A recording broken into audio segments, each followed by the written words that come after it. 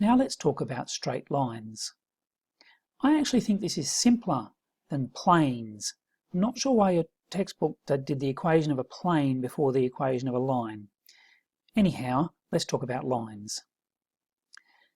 To work out how to describe a line, one way to do it is to start at a particular point that you know, we'll call it A, and then move along the line either direction using some kind of vector to describe the direction of that line.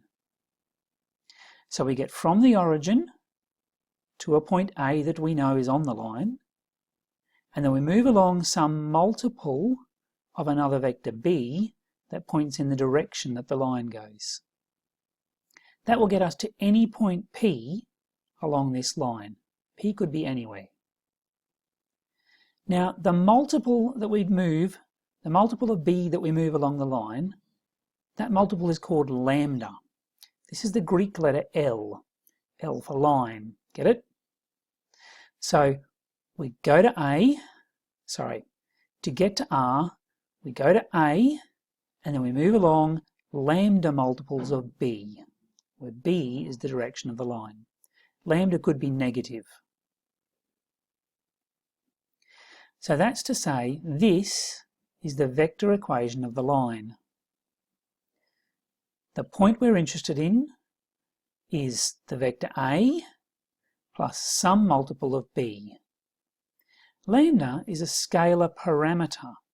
This is going to lead us to something called a parametric equation for the line. Now, we can of course write this equation using components. I actually don't mind the way the textbook does it here using the matrix form rather than I's and J's. We're going to write A and B in terms of its components, X and Y components, or I and J components if you prefer. And the point I want on my line is XY. Then XY is equal to A plus lambda multiples of B. And of course I can write this with each component done individually. X component is A1 plus lambda B1, and Y component is A2 plus lambda B2. But it's the same lambda because, going back to that diagram, it's the same parameter, lambda, it's the same multiple to go along that line. If I then separate those out of the matrix, I have what's called the parametric form for the line.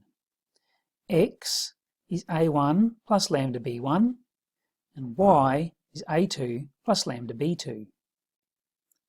And of course you can see an extension into 3 dimensions is very simple.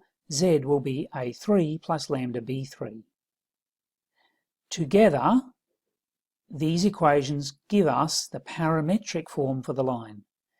Parametric because the equation of the line depends on this same parameter in each equation. Now, another way of saying the same parameter is to say it's simultaneously the same value.